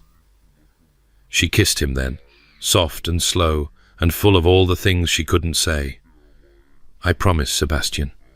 For better or worse, in good times and bad, I will be there. They made love that night, with a tenderness that bordered on reverence, two people who had both believed themselves unworthy of love, finally discovering that they had been worthy all along. They simply hadn't found the right person to see it. And afterward, lying tangled together in the moonlight, Penelope felt something she had never felt before. Peace. 7 years later, the sound of children's laughter echoed through the halls of Thornbury House. Penelope looked up from her correspondence, smiling at the familiar chaos. 3 sets of running feet thundered past her study door, accompanied by shrieks of excitement and what sounded like a barking dog. "No running in the halls," she called out, knowing full well that her words would be ignored. "Yes, Mamma," came the chorus of voices, followed by more running and more shrieking. She shook her head and returned to her letter. Lady Brightmoor was visiting next week, and there were preparations to be made. Her former sponsor had become a dear friend over the years, one of the few people who had stood by them during the scandal and been rewarded with a front-row seat to their happiness. The door opened, and Sebastian appeared, looking only slightly more dishevelled than when she had seen him at breakfast. His cravat was askew, and there was what appeared to be jam on his sleeve. "The children," he said by way of explanation. "They ambushed me in the garden. All 3 of them. All 4, actually. Rose was the ringleader." Penelope laughed. Rose, now 11, had grown into a confident young woman who bossed her younger cousins around with cheerful authority. The years of uncertainty and hiding had left their marks, but they were fading now, replaced by the security of being truly loved and truly wanted.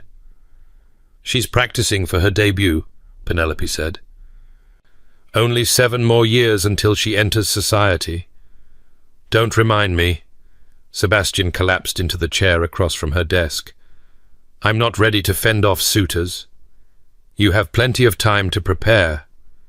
I'll need every moment of it." He reached across the desk to take her hand. "How did we end up with 4 children and a dog and a house that never seems to be quiet?" "We fell in love." "Ah, yes. That." His thumb traced circles on her palm. "Best decision I ever made." "You didn't make a decision. You caught me when I fell. And I've never let go." It was true. 7 years of marriage, and he still looked at her the same way he had on their wedding day, as though she were the most precious thing in his world. The scandal had faded to background noise, the whispers replaced by grudging respect, and in some cases, genuine friendship. The Marchioness of Thornbury had proven herself to be intelligent, capable, and fiercely protective of her family. Society had learned not to underestimate her. Their 3 biological children, Catherine, named for Sebastian's sister, followed by Thomas, and little Eleanor had been born healthy and happy, growing up alongside their cousin Rose in a household that valued love above propriety and kindness above social standing. The dowager had lived to see them all born, had held each baby in her arms and pronounced them perfect. She had died peacefully 2 winters ago, in the same bed where she had once summoned Sebastian and Penelope to lecture them about courage. Her last words had been characteristically imperious. Don't you dare forget to be happy." They hadn't forgotten. "The children want to go riding after lunch," Sebastian said. "Will you join us? If I can finish these letters. Surely Lady Brightmoor can wait another day." "Sebastian." "Penelope." He stood and circled the desk, pulling her to her feet. "The letters can wait. The children cannot. They're only young once, and I refuse to miss a moment of it." He was right, of course. He usually was, about things like this. The cold, distant man she had met at the Harrington ball had transformed into a devoted father who spent hours building towers with his daughters and teaching his son to ride and indulging Rose's every whim. He had reclaimed the warmth he had buried after Catherine's death, and he gave it freely to everyone he loved. "1 hour," she said. "Then I really must finish the letters." "1 hour," he agreed. "And then I'll help you finish them." "You'll help me?" "I'll sit across from you and provide moral support, possibly with tea." "That's not helping. It's emotional support, very important for successful correspondence." She laughed and let him lead her toward the door. As they passed the window, she caught a glimpse of the garden below. Rose teaching Catherine to do cartwheels, while Thomas and Eleanor chased the dog through the flower beds. It was chaos. It was beautiful. It was everything she had never known she wanted. "Penny for your thoughts?" Sebastian asked, following her gaze. "I was thinking about the night we met, how I tripped on my hem and fell into your arms, and your grandmother announced our engagement before either of us could catch our breath. The most mortifying moment of my life. And mine." She leaned into him, feeling his arm wrap around her waist. "But also, the best thing that ever happened to me." "Agreed." He kissed the top of her head. "Though I still maintain that you fell into my arms deliberately." "I absolutely did not. My hem betrayed me." "Your hem was clearly working in conspiracy with my grandmother." "Perhaps." She smiled up at him. "Or perhaps it was fate." "I don't believe in fate." "What do you believe in?"